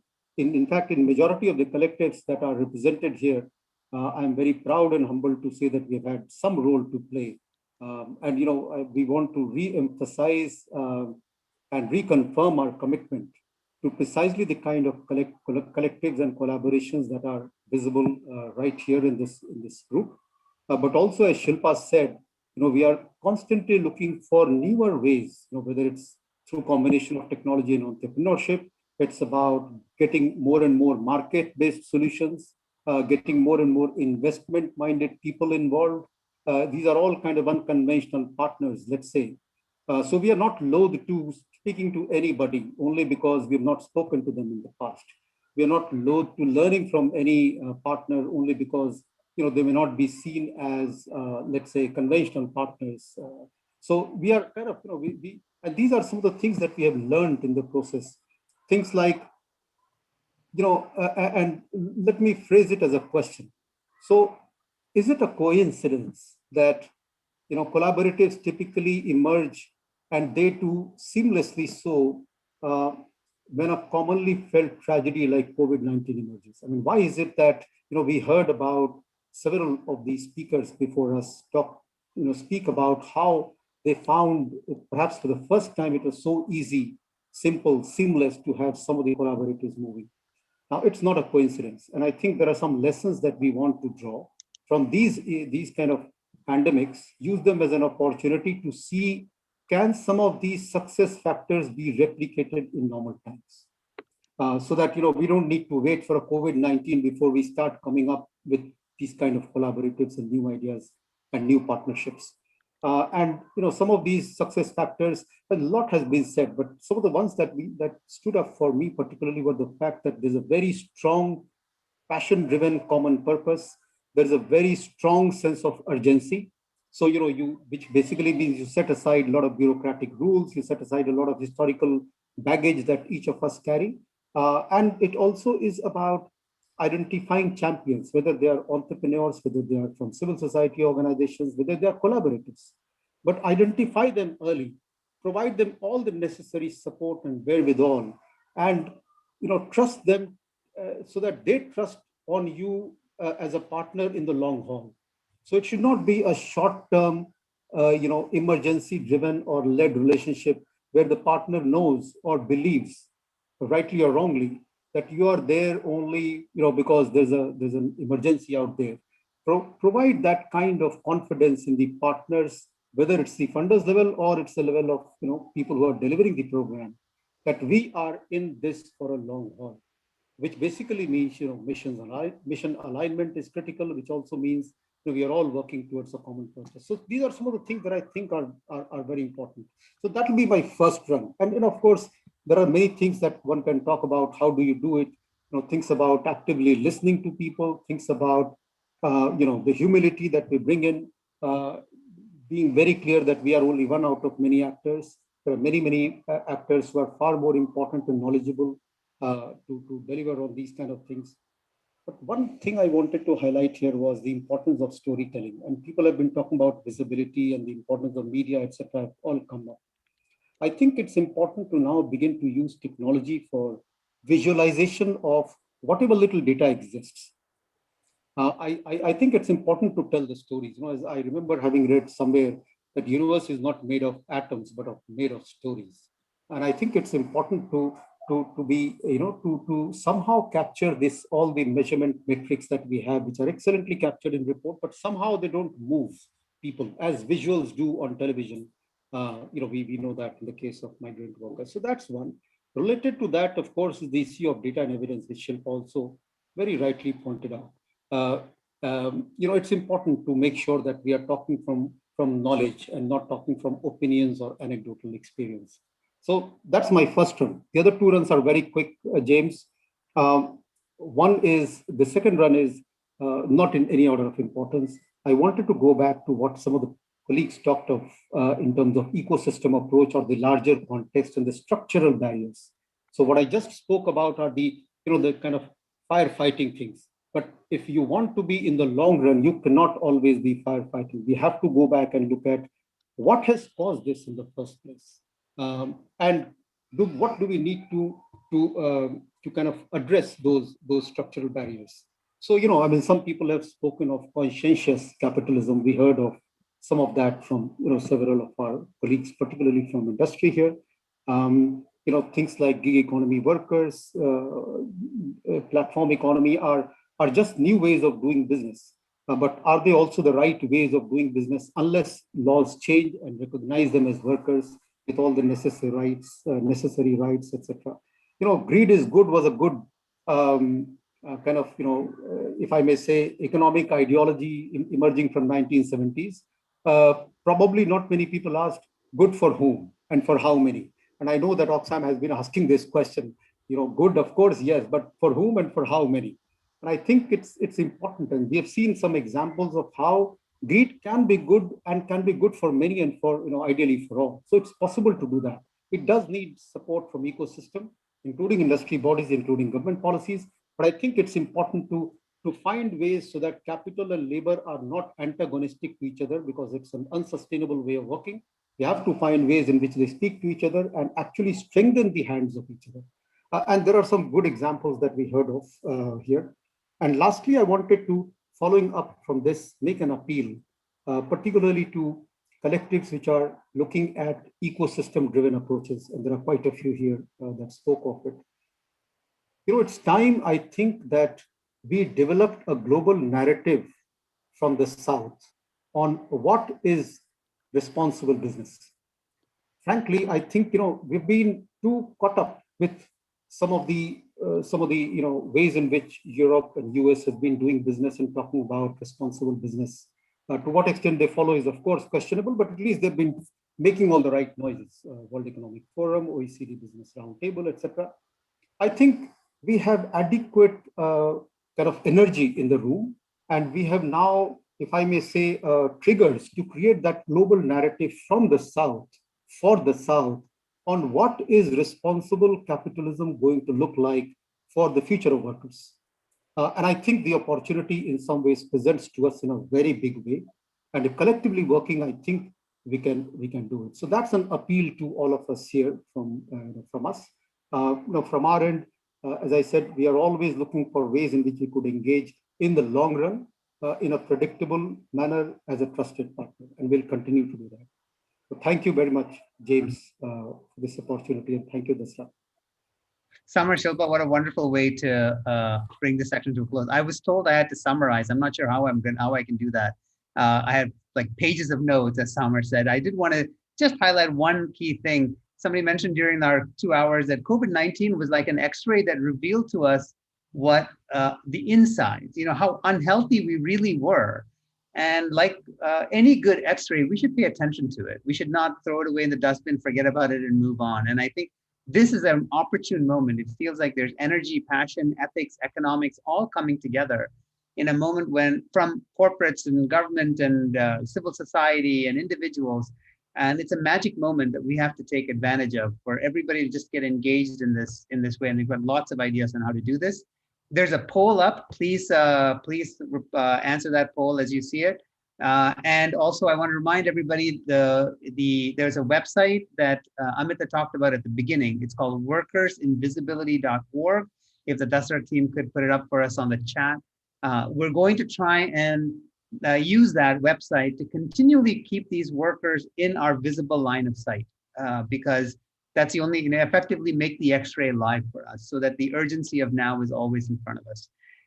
There's a lot of work to do, but I mean, like you, I've been both energized, educated certainly, and certainly energized by what is possible, and look forward to working with all of you. Thank you. Thank you, Dasra, for giving us all the opportunity to spend this time together. Thank you, everybody. Thank you. Thank you. Thanks, James.